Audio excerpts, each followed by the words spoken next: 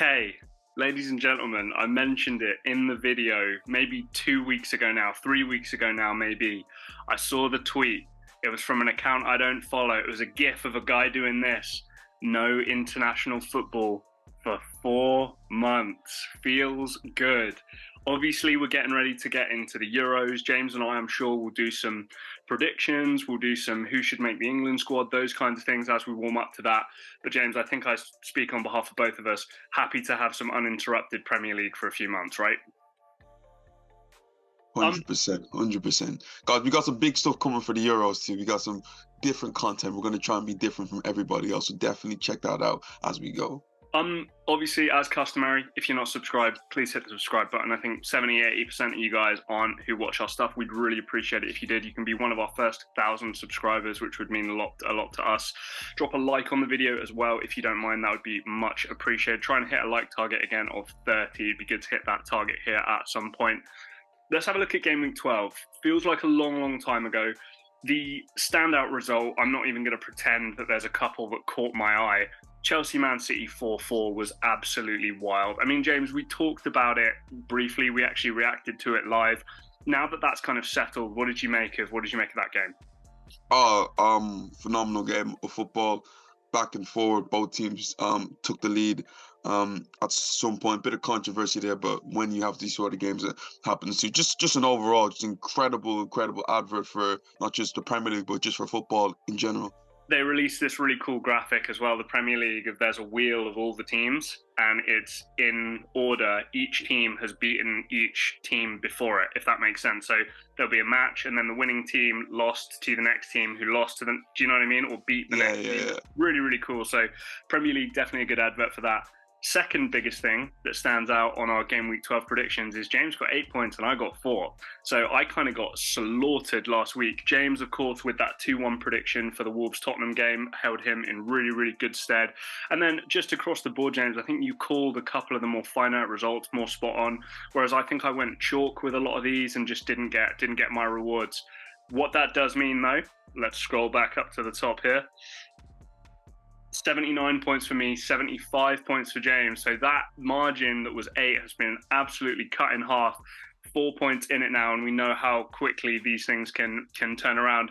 Moving on to Game Week 13, James, I'm going to have you kick us off here, if my laptop will behave. And James, we're coming back with a serious banger. Like, there's no joke. The Premier League's returned in serious fashion. Man City hosting Liverpool. I think you and I have spoken. This is probably the number 1 and number 2 favourites for the title this year. This is a huge game. You have them sharing the spoils in Manchester. Do you want to explain your rationale on that one? I just feel like, first of all, like, what a game to have back. And the annoying thing for me, Jack, is that I got a football match at 2 o'clock. So I don't know what I'm going to do. Should I skip that to watch this? Because this is a blockbuster of a game that you don't want to be missing. So, yeah, I'm kind of in... I'm kind of in 2 minds, but again, what a game to have. Looking at both teams offensively, just awesome. Liverpool, I think, a tad bit more. You know, we've seen in loads of games this season when things are not going their way, they have so many players who can bail them out. Even if that's Darwin Núñez, that's Diego Jota, that's Mo Salah. You know, just so many players who can just create something out of nothing, can literally do something out of nothing. Then in going to the Etihad, if this was at Anfield, I would have had Liverpool's favourites, but I have Man City's favourites. But the only thing I see that Liverpool have done well really this well is that, Jack, they've travelled really well. Yeah, granted they lost against Spurs, but you know how good they were against Spurs. Newcastle, after being a man down, you know, for them to come back the way they did and win that game was crazy. Chelsea, they got a 1-1 draw. Yeah, so like overall, like, Jack, they've done decently away from home, and I think this sort of game kind of suits the style that they have, Jack, especially with a direct player like Darwin Núñez who can get in behind. I'm not sure how Klopp will set up from the point of view of where will he play Mo Salah? Will he play him through like through the middle like he did last season, or like would he just operate him out wide? Liverpool lost his fixture 4-1 last year, but that wasn't a true reflection of Liverpool side. This year they're a lot more equipped, a lot more ready to go. Granted, Man City are champions, but Liverpool have that bit of individual quality, that bit of unpredictability where it's a ball over the top, a ball from Trent Alexander-Arnold, and Jack, they're in on goal. So I just see them being able to snag a 2-0 draw, Jack. Yeah, look, I totally hear all your points there, and I agree with you. I look at a couple of things. I look at the signings of the likes of an Akanji, somebody like that, and having those kind of centre backs who can kind of play as wider fullbacks as well, potentially being able to nullify some more of the attacking threat for Liverpool, especially at home. Then I also look at somebody like Doku. Obviously, he's had a little bit of criticism recently as well about how, if he actually plays somebody who's physically capable, he's not as strong as if he's playing somebody over the age of 30 who doesn't really have the pace anymore. I would just say that with Liverpool, that right-hand side defensively is always going to be suspect because they're so willing to let Trent come into midfield, to invert, to do all this kind of stuff. So a fascinating matchup there. My one concern is that when there are games like these, especially early in the season, there's kind of like an unspoken quiet thing of like, maybe we should just draw. And then like none of us are embarrassed and we'll both kind of take a draw. I think Pep Guardiola would take a draw. I think Jurgen Klopp would take a draw. So James, 2-2, I kind of like it. The only other result I was potentially going to go for might have been a 1-1. I am going to say, though, just because City are at home, just because Erling Haaland feels like he's been a little quiet lately, maybe he'll be able to do something in City just with the home advantage. Like you said, if this was at Anfield, I'm giving this to Liverpool 2-1, probably the other way. So I'm just favouring City ever so slightly, but I totally see where you're coming from. Sheffield United, Bournemouth. Yeah, not a very desirable match that I think anybody particularly wants to watch. Bournemouth at home, I think, obviously operates slightly as a different animal. And again, Sheffield United, it's just. I find, I don't know how you feel, James, but when you're looking at teams of this kind of quality, like the bottom kind of 5 teams in the league, I'm looking mainly into who the home team is, and then I'm just kind of offsetting that home advantage against the quality of the team, because a lot of the time I feel like in terms of the way they match up, it doesn't really make a huge difference. If this was Bournemouth at home and they tried to implement a little bit of play style with them and possession and passing them off the park and stuff, I'd say, okay, maybe. But Sheffield United at home, I think we kind of know what we're going to be getting. And with Bournemouth coming to town, they're going to change the way they play. So I'm not going to lie, I've kind of washed my hands of this game and gone for 1-1. You've gone 2-1 Sheffield United. I've gone 2-1 for the fact that Sheffield United are at home. So I think that's a big advantage there. Everton getting docked them 10 points is probably giving every other team who are in that relegation battle a massive lease of life, believing, okay, if we can just get a few results here or there, we have a great chance of staying up. In Sheffield United, I like that. Granted, Jack, they only have one win this season. They're going to look at a team like Bournemouth and think that, is this a team that we're able to affect? Is this a team that we're able to get a point against or even win? Yes. And I just think just with the whole thing that's gone on with Everton and Sheffield United being at home and knowing that win could take them out of the relegation zone, I just see them being able just to get the win, Jack. Yeah, look, I think that's a really good point, and I'll be honest with you, it's not something I thought of. So, yeah, everybody watching at home, keep an eye on those teams who might be able to profit from the misfortune that Everton have had. Also, a video me and James are going to do at some point here shortly as well. Nottingham Forest versus Brighton. James, I used to think that Brighton was such an easy team to pick, and I'd just be like, oh, they're really good, and they're outperforming, and da-da-da-da.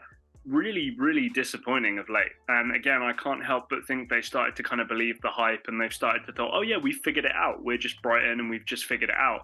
I think we're going to see how good of a manager De Zerbi is. We're going to see how good, these players are that have had a lot of praise over the first part of the season. And again, Nottingham Forest, what do we always say, right? There's kind of a new core that's being built there, some relationships that are still only a year and a half, 2 years old in terms of that starting 11, but lots of individual talent that can potentially do stuff. I'm not willing, unlike you, I'm not willing to just throw it away and say that Brighton won't be able to get something out of that game. But I think that my time spent where I've been underestimating what Nottingham Forest are and what they're capable of doing is kind of over now. And I think that even at home, they can go toe-to-toe with this Brighton team who, especially after the international break, will probably want to have a point to prove. You have Forest winning this one 1-0. Do you want to explain that one? I just think Forest's home record this season is really, Jack, is really good. And looking at Brighton, granted we praised them a lot, Jack, this season, but they haven't won in the last 5 games, Jack. And it's not like they're losing games. They've only lost one of their last only lost one of their last 4. They've drawn 4. They're going away to teams, and Jack, probably a draw would probably be the more sensible thing. But me looking at the way how Brighton, Nottingham Forest was able to approach the game against Aston Villa, a team who has been absolutely flying right now, and really nullify them with that crowd. And just think about it, with the team overall and nullify a team like Aston Villa, I look at what they can do against a team like Brighton, who play in a sort of a similar manner there. So I just have Nottingham Forest just being able to just get over the line against I want to say informed Brighton team seems to be struggling at this moment of time. Yeah, weird, and a difficult one to pin down particularly why that is. I think, again, I'm jumping to the conclusion that maybe they've just a little bit of complacency settled in there. Burnley, West Ham. Yeah, James, it's not looking good for Burnley. It's 5 losses in a row. Again, I think another video and another conversation that you and I probably need to have is, if you're the ownership and the executives, directors at Burnley Football Club, do you sack off Vincent Kompany for him to maybe go to another team and have a bunch of success, and then bring somebody in and maybe just avoid relegation and then go into kind of the spiral they were in with Sean Dyche before? Or do you potentially get relegated with Vincent Kompany and then come up again better prepared for the Premier League, right? Because it's not looking good. I know the eye test is okay, but the results, you're not going to stay up playing the way they've been playing. And James, I'm getting a little bit of a sense of like confidence and arrogance out of them. I don't know what it is. I mean, obviously, the likes of like Lucas Paqueta, I think, provide a great deal of that. Jared Bowen, in the form that he's playing, is obviously fantastic. And we've seen the likes of James Ward-Prowse up there as, player of the year kind of candidate at the moment in terms of his performances for West Ham. Defensively, pretty strong. So I'm kind of all in with this West Ham team. I know it's a little hit and miss here and there, but I think in terms of just a quality difference, this West Ham team is by far and away better than Burnley. Even at Burnley, I can see West Ham pulling this out quite easily. You've gone for 1-1. In terms of view of play, Jack, Burnley hasn't been bad at all. It's just the quality. The Premier League, it's so different to the point of view of like one mistake is lethal. Players are just so much more better that you give them a sniff, you give them half a chance, they will take it. And me looking at the results, the previous results of both teams, Burnley have lost the last 5 games. West Ham have lost 3 of their last 5 games. Granted, they were able to beat Nottingham Forest at home 3-2 in a very close game that Nottingham Forest did take the lead at, and it looked like they were going to go on to win. So both teams haven't been flying overall, but I just like to think Burnley at home, and granted, Jack, right now it's really taking into consideration the home advantage for teams. It is international break. Players are coming back hurt. I think Mikel Antonio is going to be out for a good bit of time, so you're not sure where the goals are going to come from. Granted, he wasn't scoring goals before, but I just like to think the fact that it's the international break. West Ham players, I'm not sure how they're going to look coming straight back in. I just like to think Burnley can just find a way to just at least get a point. Yeah, absolutely. And, one, I would say I'm worried about it, but I'm not. I'm actually quietly confident on a West Ham win on that one. Luton versus Crystal Palace. Reverse kind of results here, James. I'm going to let you take it away here. Luton, the home team against Steady Eddie, Roy Hodgson and Crystal Palace. You've got Luton winning this one 2-1. Do you want to explain that? Jack, Luton really impressed me against Liverpool. And granted, it's a lot easier to get motivated when a team like Liverpool comes in, because you're on Sky, you're on the final game, and it's like you want to show everybody that like you're about this. And to be fair, they were really impressive, overall. And I just look at the way Crystal Palace have been this season, Jack. Haven't been impressed. You mentioned a spiral. It's almost like they're in that Roy Hodgson spiral where they're just going to save, they're just going to be able to stay in the Premier League, and it's going to mean this constant movement. We're just going to stay there. We're just going to keep our head above water. I'm going again, Jack, for that home advantage. Coming back from an international break, these sort of things I do seem to take into consideration there. And how impressive they were against Liverpool. The only issue was that Liverpool's quality in our final third shown. I don't believe Crystal Palace final third quality is anywhere near that Liverpool one. So if they are able to grab the lead, I really can't see them looking back. So I just like to think that they're going to be able to get a 2-1 win. But am I super confident with it? No. But I'm going to back them because I feel like I've been also disrespectful to them throughout this time, Jack. Yeah, again, I think, my thoughts. I love a good underdog story as much as the next guy, but James, I'm trying to win points. I'm trying to beat you here, so I'm not going to kind of vote with my heart here. I'm trying to go with my head here a little bit. Luton Town are not a Premier League team, and probably almost certainly will not be a Premier League team. Crystal Palace, yeah, Roy Hodgson, steady Eddie. I meant to send it to you, but I did see this brilliant meme. It's Mark Gahey in the North Macedonia game where he was playing for England. He's just looking like this. And then the caption was like, when your two respective managers are Gareth Southgate and Roy Hodgson. Yeah, look, you mentioned a lack of quality for Palace. I'm going to say that the difference in quality for Palace as opposed to Luton Town is going to be the biggest factor. I know Odsonne Edouard, Jordan Ayew, these kinds of guys are not going to set the world alight. We're not going to break records. We're not going to have them pushing into Europe or anything like this. But to play Luton Town, even away from home, I do just back them enough to be able to get by. We're going to stay with me, Newcastle United versus Chelsea. James, I found this one a really, really difficult one to do because Newcastle United are hurt. A lot of their players are still hurt, and the kinds of injuries are not ones that you have an international break and then your whole squad is back fit. A lot of these are slightly longer term injuries where there's a bit of rehab, a bit of match fitness needs to be gotten back, and maybe you're looking at 3, 4, maybe up to 6 weeks out for some of these players. I'm sure we all saw the viral clip of Kieran Trippier arguing with fans saying, like, we have no squad, look at our injuries. Did we not just try for you when they lost their last game? I'm going to say that enough guys come back. And also, James, Newcastle away from home and Newcastle at home, very, very different animals. They are much, much better at home than they are away from home. And with Chelsea, similarly to a lot of the time with Chelsea, yeah, James, they could win 3-1, but they could also lose 2-0. I'm just going to go on the basis that Newcastle are much, much better at home. They're going to be rested a little bit. Maybe 1 or 2 players will return and we'll see a slightly better starting 11, and they'll just be able to hold off Chelsea here. All I can say is that maybe Cole Palmer gets a penalty, but that's it. Maybe so, but me looking at this game, Jack, I think the injuries are a big part of it. I don't know what Newcastle's going to show up in terms of view of what squad they're going to have out. Is Callum Wilson going to be fit? Is Isak going to be fit? Is Bruno Guimaraes going to be? There's so many players who were out for them, and Chelsea, majority of them are fit and ready to go. Granted, Jack, they're also coming off a very, very impressive game against City. Granted, they didn't win that game, but for them to score 4 goals against the champions is always a big thing, especially when we look at the Chelsea team who struggled to score goals this season. Now, I have them going away from home and scoring 3 goals. Bit too optimistic with that, but I'm gonna back them. I'm gonna say my boy Jackson, who I have a bit of a weird relationship with, maybe can bag a few. And Sterling, who's absolutely flying. So I'm just gonna go for the fact that they've been flying recently, and these sort of big games is what really gets Chelsea up for it. Is it a 3-8? I think it's a 3 p.m. Saturday. It's a 3 p.m. Saturday, which is quite poor.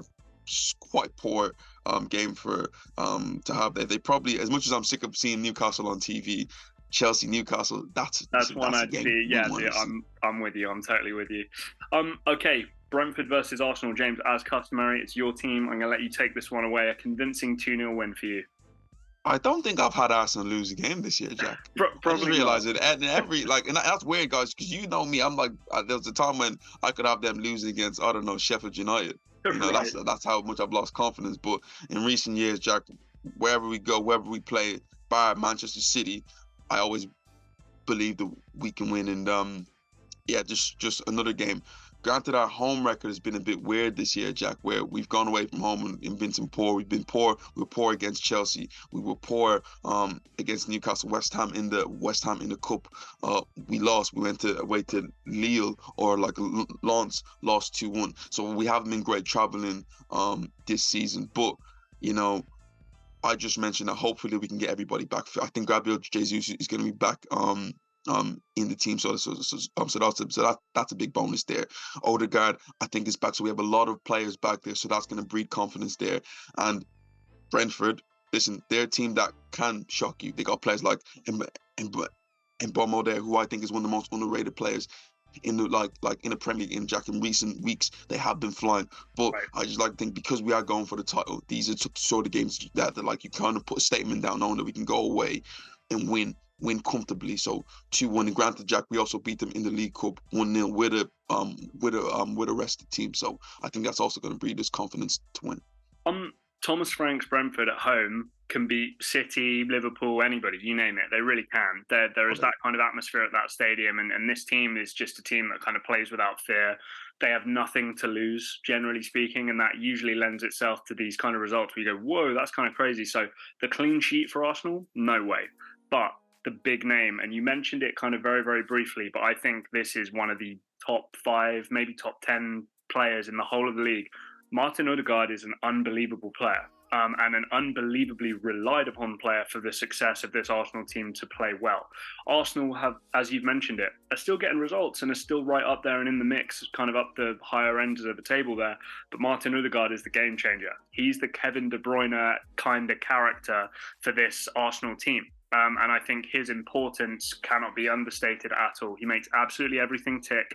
A lot of the kind of easy things he does very, very well, makes things look simple. That whole space investigator type thing, kind of that dying role of like a proper number 10 is something that he still does, a slight variant of that.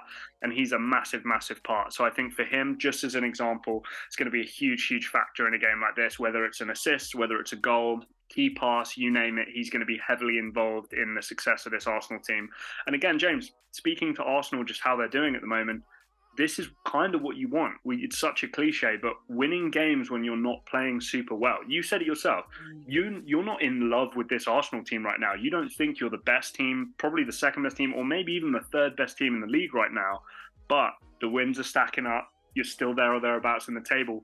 Wait till you get confident and actually start playing well, and then see how this Arsenal team does. So I've still got Arsenal winning, but I just think it'll be a little tighter. Spurs versus Villa. Again, injuries start to play a part. And James, as good as Spurs have been, we've seen them fall a few places down the table. And it's crazy how quickly somebody can be the darling of the league and then a couple of losses and then they start falling down a little bit. We both have Villa beating Spurs. Is this a simple case of look at the injuries and look at how good Villa are? Talk about when it all falls down, and it's really falling down for Tottenham right now, Jack. You talk about injuries and you talk about players being suspended. They got loads of them out. I think Romero's still out at this moment in time. James Maddison's out for a decent amount of time. The centre back, what's the centre back's name? Van den Ven.